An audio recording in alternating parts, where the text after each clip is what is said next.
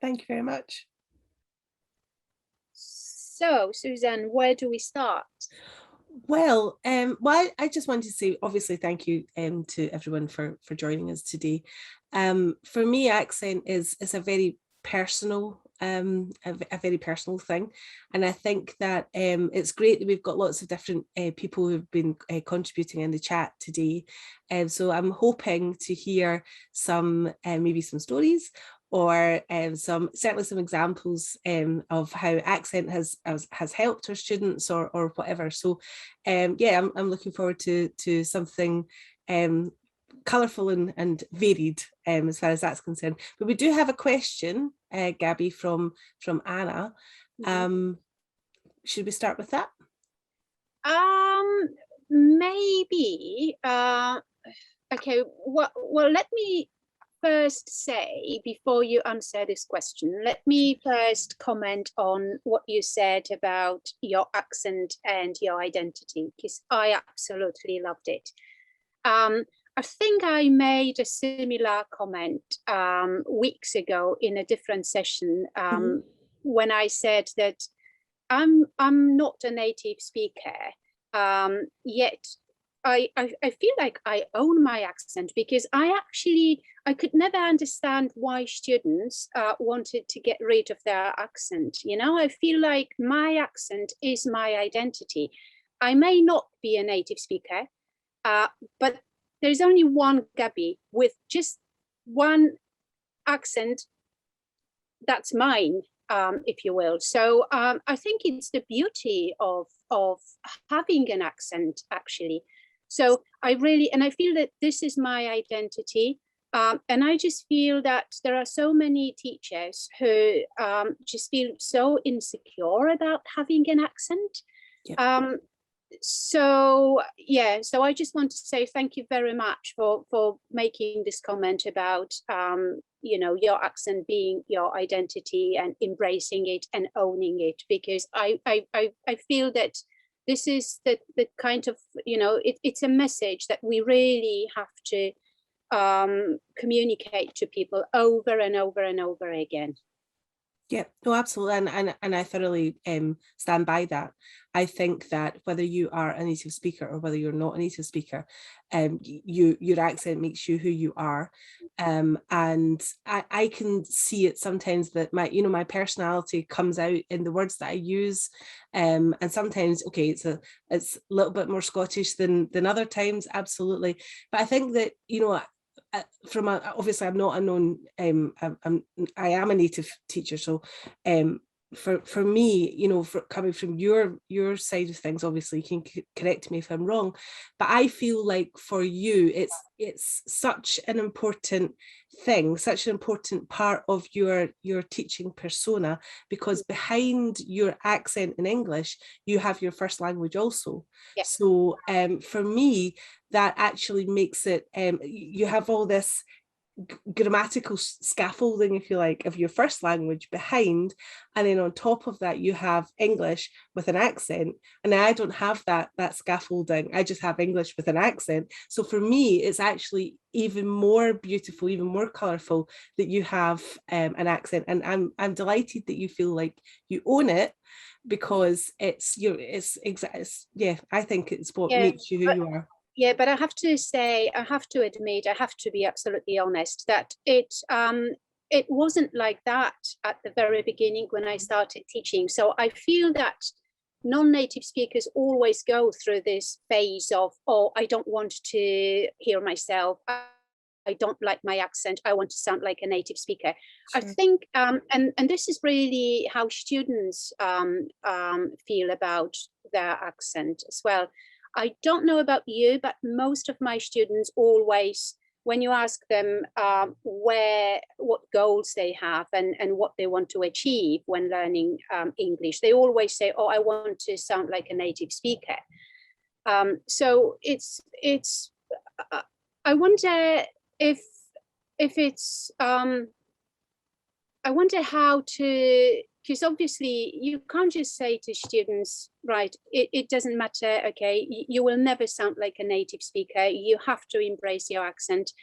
I wonder if this is the best way of kind of reasoning with students and telling them, explaining to them that this shouldn't be their ultimate goal. You know, getting rid of their accent is not really the ultimate goal that they should have, because this will never happen in the first place, and also it'll make them feel very, very insecure. So I don't know. I mean, how do you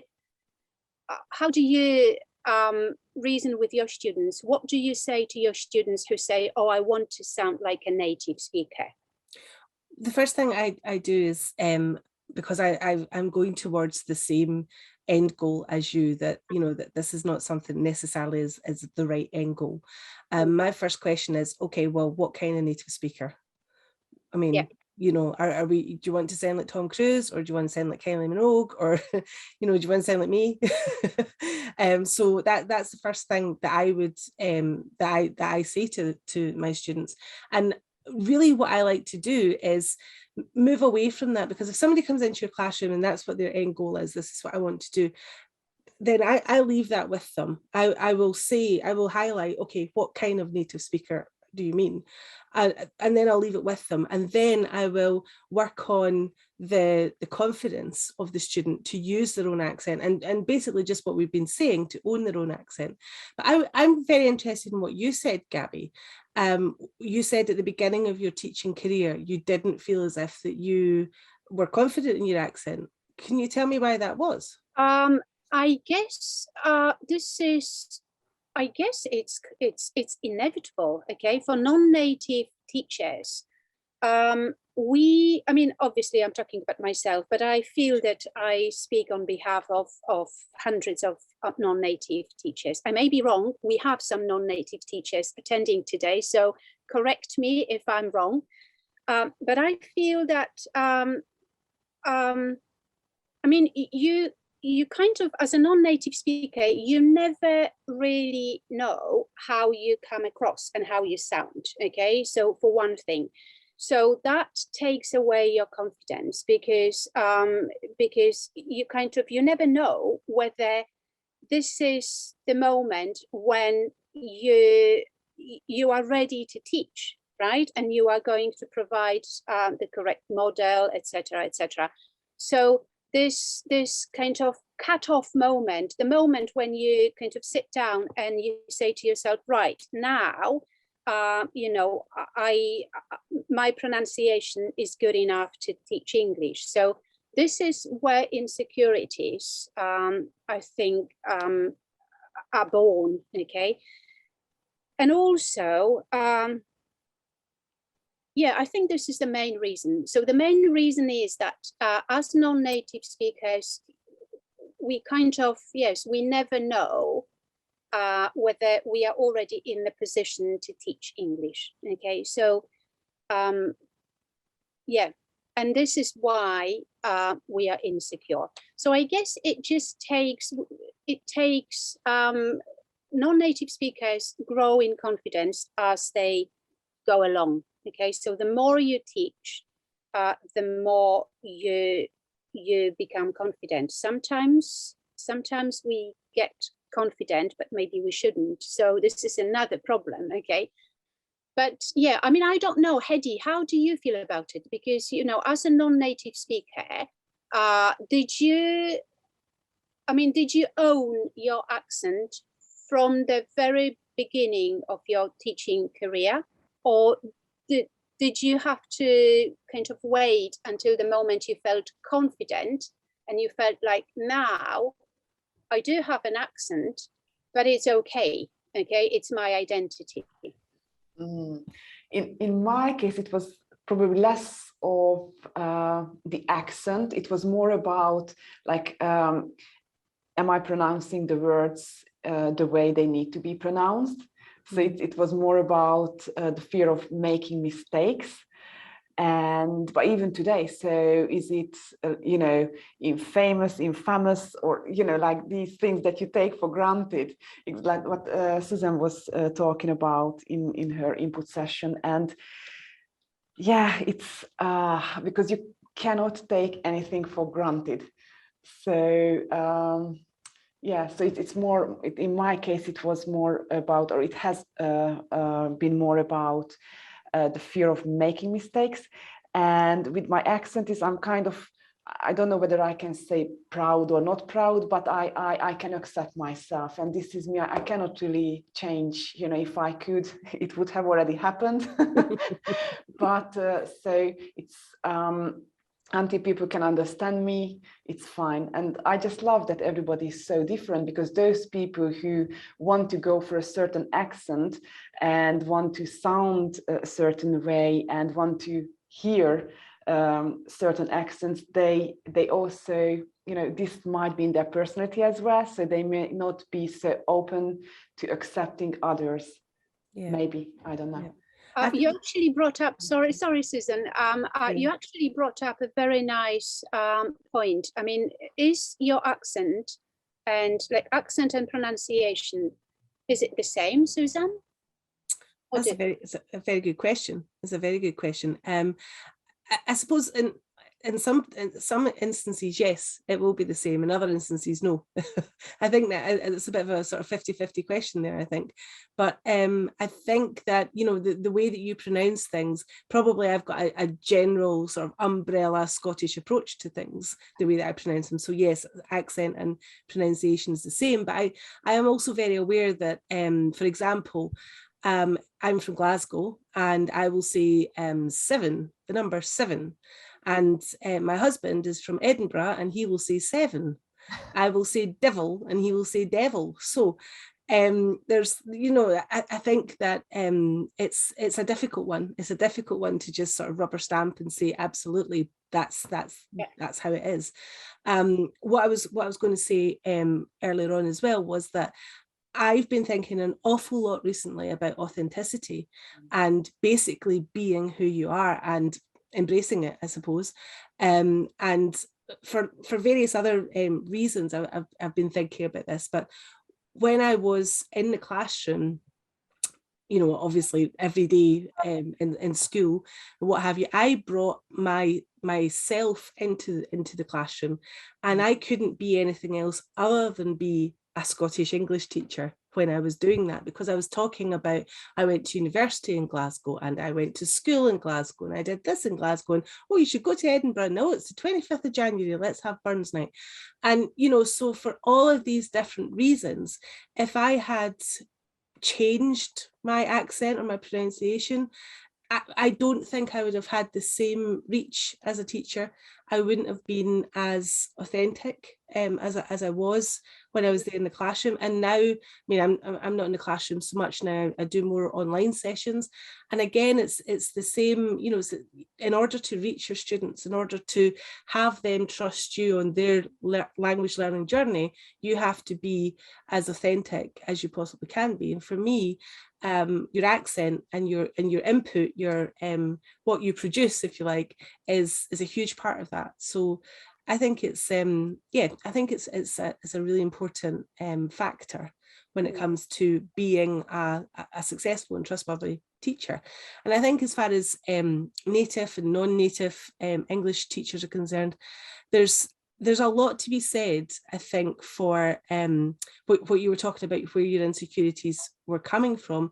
Now, when I started, things are different, I understand that, but when I started 20 years ago, I flew out to Italy and got a job. And my biggest qualification was that I grew up in Scotland. That was it. And while I had a little bit of classroom experience in training, not teaching, but anyway, I didn't have a qualification. And so anytime I was working alongside a teacher who was a non-native teacher, I was blown away by their grammar knowledge, for example, which was just, for me, was quite embarrassing as far as I was concerned. And also pronunciation as well, because the pronunciation was always just so. You know, it was just the way that and it didn't have like in a Scottish accent, for example, the difference between devil and devil. I don't know why my husband says devil, but there you go. You know, so it never really had that sort of that kind of side to it. It was always just, certainly to my ears, it always just sounded absolutely the way it should be pronounced. And I always found that to be quite an interesting factor that, and when I did speak to non-native teachers, I was very often utterly shocked to my shoes that they had any kind of insecurity, because I was approaching the language classroom with, you know, and no grammar knowledge at the time, and no ability to explain out the present perfect or choose your conditional. You know, I didn't know what I was doing. Whereas my colleagues who had learned English in a different way that I had learned English, they were able to do that. So I always found that their accent was, or accents, was something that gave strength to the language. That's how I saw it, just from a native point of view. Yeah, I could see Anna. Anna is actually asking, she's posted a question in the Q&A, but she also made a comment in the chat box earlier that she teaches pronunciation and she really likes teaching pronunciation. So I wonder, I don't know, Anna, if you want to say something, but I'm really, really interested to know what you would actually say to teachers, non-native teachers, who would like to teach pronunciation, but they just feel that perhaps, only perhaps, they are not in the position to do so because they are not native speaker. I wonder if there is Hello? something that, Anna, yeah. Hi, Anna. Hi, how Hi, is Anna. everything? It's my pleasure. I can talk to you directly. Yeah, so I'm Anna, not a native speaker. I'm not a native speaker. I'm a Salvadorian teacher.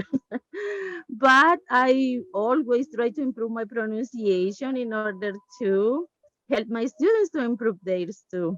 But sometimes it's pretty difficult because they don't want to pronunciate. They don't want to participate in pronunciation activities. It's pretty difficult because my students are not exactly from the career. They are from other careers, and they study English just as an obligation practically. okay, so this we can I think we can address Anna's question from the Q&A now, Susan, because what Anna is saying is that students actually don't want to learn pronunciation, and then Michael was saying he doesn't drill. So so I wonder what you would say to Anna now. How can she encourage her students to focus on pronunciation? Hi, Anna. It's very nice to talk to you today. I think for me, whenever I've had a reluctant class of pronouncers, what I've done is I don't focus on pronunciation. I add it in when they're not looking, you know. I take them by surprise, and one of my favorite things to do is drilling, and not in a monotone way, in a fun way. So say we want to say, I don't know, it's just fun. That's what we want to drill. Okay, so if I say it's just fun, the students were like, where's the fun? It's just fun. Oh, really? Yes. Or if on the other hand, okay, everyone, it's just fun. And then you vary it, it's just fun. It's just fun. And you make it a little bit more interactive for them like that. That's something that I do, and mix up the tonality of what you're saying. It's just fun. Ask it like a question. It's just fun. Just be silly with the language and play with the language. I like to talk about pronunciation like that, because when I know that when I speak my second language, as I said, is Italian, when I speak, I don't speak in a monotone. I don't speak just flat like that. And that's why I don't drill like that. So I like to make it, you know, enthusiastic. I like to have them jumping about a little bit, even if they're just still in their seats, but they're jumping about, maybe clapping along to get the syllable stress correct, something along those lines. But again, with pronunciation, I usually kind of, if they're reluctant, I'll slip it in there when they're not looking, as I said. Another thing that I like to do is isolate something from perhaps a song or from a video, something like that. You can tell I started teaching 20 years ago when I'm talking about videos, MP3s or something, I don't know. Anyway, but isolating something like that so that it's not necessarily my pronunciation that that we're drilling, but it's a pronunciation that they can take out of the classroom and use. So I don't know if that's helpful, if that's answered your question at all. Sure. Thank you very much. I really appreciate your tips, your recommendations. Everything is very useful for us. Yes, Excellent. I always use some videos for them to listen the pronunciation from the real speakers, the native speakers. Of course, I try to use them. Thanks a lot for your tips. I Thank you, really Anna. appreciate it. Thank you. Yeah, I mean, I have to say, Susan, I think I've already said it so many times, okay, but I'm going to say it again. When I was learning English, I had teachers who never or hardly ever had any focus on pronunciation activities in the classroom, no drilling whatsoever. And I would have loved to have a teacher like you or Susie, our other speaker, our other presenter, who teachers who actually make pronunciation fun. Yeah, so this is, I mean, I would have loved to have a teacher, you know, in the past who would have focused on pronunciation activities, because I was left to my own devices pretty much. So because I like music, this is how I was trying to learn pronunciation. But yes, I think though that it's so important that, you know, as English language teachers, we've been given I think we've been given the best job in the world, honestly speaking. And I think the fact that we get to interact with English language learners is hugely important, is an exciting role. And I think the pronunciation, without that, well, what have we got really? So bringing it to life and showing our students how we can use the language and how to get the best out of every session that we have with them is for me is fundamental. And I do think that you know, giving it our all and showing our students the way forward and saying, okay, well, this is where we are, this is where we're going, and this is how we're going to get there. It really is our job to make it as interactive, as interesting, authentic again as possible for the students, so they do get the most out of it. And through that they will get pronunciation, through that they will practice pronunciation. In my class, for example, I don't speak to students in any other language other than English, and it's the same in the summer school as well. You know, I can have, I don't know, 100 kids of, I don't know, 30 different nationalities or something, and they're all speaking they've all got their own slight accents within that, but they're all speaking English, and they're all speaking English to Scottish people or to Australian people or to whatever accent it is that we have within the summer school. And it's such a wonderful part of the language, the different sort of shades of the language that come from this, that I think that we as English teachers, we really should embrace that as much as we possibly can. Get rid of the monotone drilling. That's just, what are we doing with that? That's just rubbish. We don't want that. What we do want is lots of interaction, and, you know, even like something I've used as a call and response. You know, what's your name? My name is, where'd you go? I go there. Do you know, that sort of thing, even if it's, as I said, I can't sing, so please cut that bit out. You know, it's just as long as it's something that's interactive and it's still, you know, enhancing the language. For me, that's what we should be doing as teachers. I have another question for you. Not really a question, but I wonder if you could say something else about it. Because Sure. During the video, you said, you kind of mentioned the importance of being aware of your accent, Yeah. right? So why is this awareness so important? Well, that's a very good question. I'm glad you asked that, actually, because I was teaching maybe about, I'm going to say about 15 years ago, Gabby, and I was drilling, and it was short answers. And so I was drilling, yes, I did. No, I didn't. Yes, I did. No, I didn't. And we had lots of different questions that we were using with that. And then finally, you know, I was giving all this input, and then the class, they were repeating back what I said, and they had the most, it was like a comedy Scottish accent. that they came back with. So I was like, yes, I did. No, I didn't. Like that. And I couldn't believe it. And I absolutely thought to myself, right, okay, this is obviously what they're hearing, because that's what they're repeating. So I thought to myself, okay, I obviously have an accent, I have this Scottish accent. And what I have to do is be aware of when they step outside the classroom, how is that going to affect or impact on their communication skills? Because obviously I want it to be a positive experience for them every time. I don't want it to be something that's negative. So it's just, for me, having the awareness is things like knowing about our Scottish R, for example, and saying curl, and sort of softening it perhaps a little bit. So it is more accessible to people. As I said to you in the chat, my Italian students, they found that to be actually quite useful, having the rolling R that we have in our accent, because they also have it as well. So but that's not the case with every L1 that you work with. So for me, it's something, it's just about making your accent still authentic, still yours, still attached to who you are. It's just about making it more accessible to each student that you have there. Now, let's just move the kind of focus from the teacher to the students now. The importance of sensitizing your students to the different accents. So, because you see, you actually mentioned habits and, you know, misconceptions and habits. So you said once a student, you know, starts learning English with an Irish teacher, then they want to continue with the same teacher, right? Because they want to learn the same accent, they want to practice the same accent.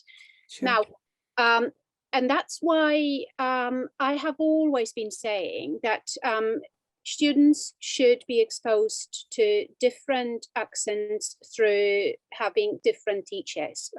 So I wonder how you actually, do you play with different accents when you teach students? How do you sensitize students to the different accents? Because obviously you're Scottish, so they learn the Scottish accent. Sure. When they study English with you. But do you sensitize students to Irish accent, the American accent, or I don't know, the London accent? How do you do this? Yep, no, absolutely. Well, one thing I don't do, which is I think is quite important that I say first, is I don't put accents on. First of all, I'm not very good at it. And secondly of all, I don't think that's going back to being authentic. I don't think that's an authentic experience that's useful for my students. So that's one thing I don't do. But one thing I do is we look at different, for example, we look at different regional TV programs. That's one thing we do. So we watch you know, we'll watch a scene or we'll watch whatever it is that we're watching. And that's something that that the last one I did actually was about a Liverpool accent, which is such a lovely accent, I think. But it's an accent it's pretty specific to that part of the world. And so it was Stephen Graham, he was in the it was a comedy show, and his accent is quite strong. So that was something that we focused on. Another lesson that I had probably about a week and a half ago, we were doing business English, and we were focusing on an American accent as far as that's concerned. So that was a YouTube video that we used for that. So I use lots of different resources. I spend quite a lot of time thinking about, okay, where's so-and-so from, where's this actor from, or that actor, what do they sound like? And obviously one thing that actors do, and I will cite here Jodie Comer. I don't know if you watched Killing Eve, but her accent, her ability to do accents, even the Scottish one, is phenomenal.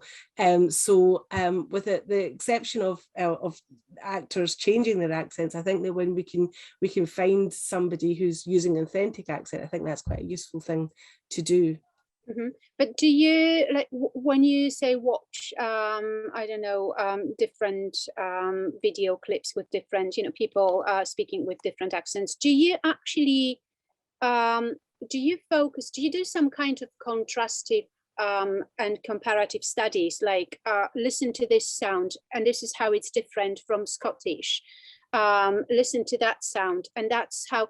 Do you do that? Do you focus on individual sounds, and do you sensitize students to the differences between the accents, or how do you do this, or do you just ask comprehension questions to see if they understood the video or the listening? How? Yeah, no, absolutely, I do that. It depends on the lesson structure, but I do both of those things that you've mentioned. I will play, you know, a piece from whatever source, and then I'll say, this is how it's different in my accent. This is how it sounds, you know, for, you know, the rest of the time, sort of thing. I definitely do that, and I also like to try and find it in other accents again. As I said, you know, an Irish accent is different from my accent. Even depends, obviously, whereabouts in Scotland you are, or whereabouts in the island of Ireland you are. Of course, you've got a different accent there again. But I do try and contrast it as much as I can with finding different people. Songs I find are good for that, because you can find one song sung by various different people. And you can get a lot of different accents from that. Again, you know, it's something that you have to sort of make your students aware that, you know, sometimes people, when they're singing, it does sound a little bit different to how when they're speaking. But yeah, no, absolutely, I will go and find little sound bites in lots of different accents. Yeah. Yeah. And when you teach, do you? Well, I understand you use the phonemic script as well, right? But is it not? I mean, kind of knowing that certain sounds are different in when pronounced by a Scottish person and different when pronounced by an Irish person, then how do you use the phonemic script? Yeah, that's really difficult, actually. That's an excellent question, Gabby. Absolutely. So again, when I was doing my my diploma, one of the parts you have to do for the diploma is a phonetic interview. And so there was me and another 4 students on this class. And one of the girls, she actually had an RP accent. Mm-hmm.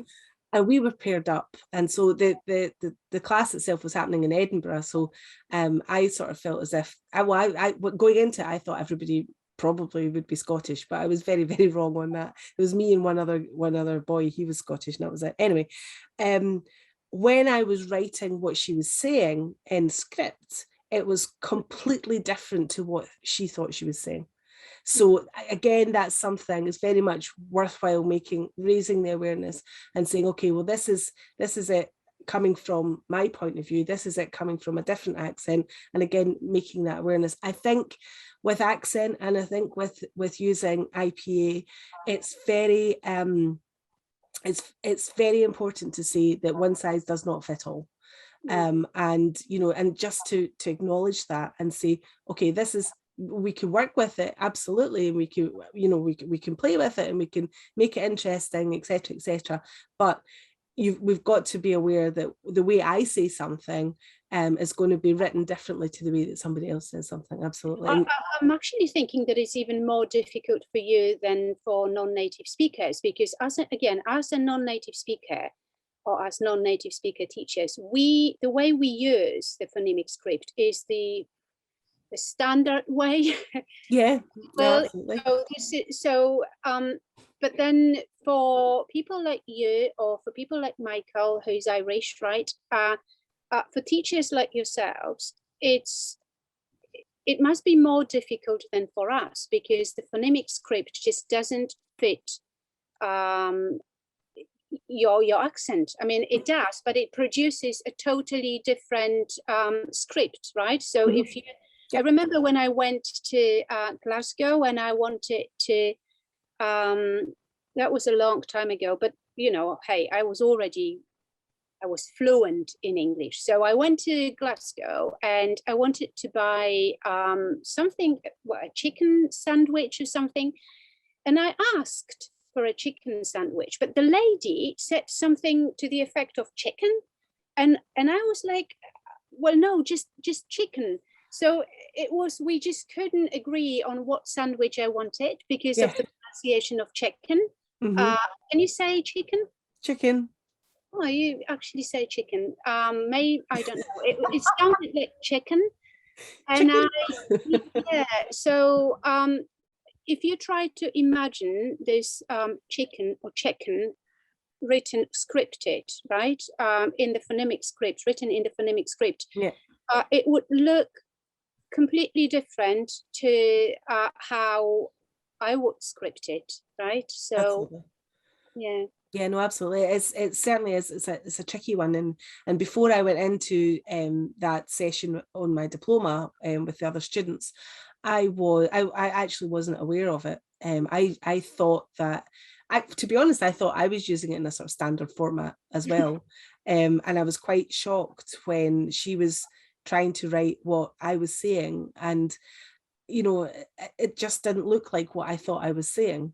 And for me, it was such an eye-opener. I thought, you know, in fact, actually, the about 20 minutes after that happened, I changed my entire interview, my entire phonetic interview, because I changed it to the Scottish accent in the EFL classroom, because immediately it hit me that it was such a big thing that I didn't realize. I'd been teaching for, I think, 17 years or so, that I didn't realize that it was so different with my accent, her accent, various other accents that were in the room.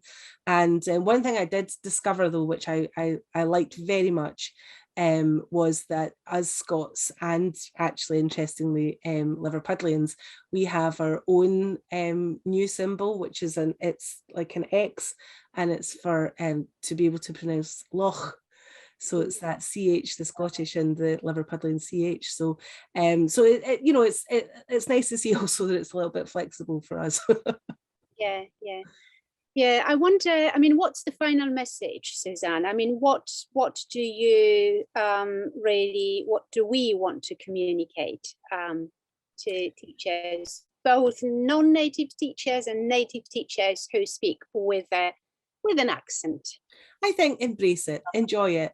It's part of who you are, and it's part of the toolkit that you're furnishing your students with. Certainly in my summer school, I have lots of different accents all over, from students and from group leaders and from teachers, and everybody's got a different accent. And what I do is I make sure each student has a new teacher every week, so that they are, you know, they're exposed to as many accents as possible, because when you're out and about, whether you're in, I don't know, London or Dublin or Edinburgh, or wherever you happen to be, or much further and wider than any of those places, when you're out and about talking to people, you can't say, sorry, could you say that in a Scottish accent for me, please?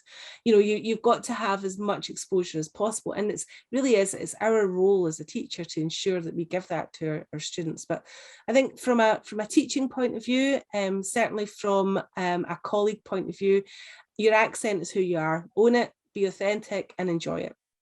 Yeah. Thank you, Suzanne. Thank you.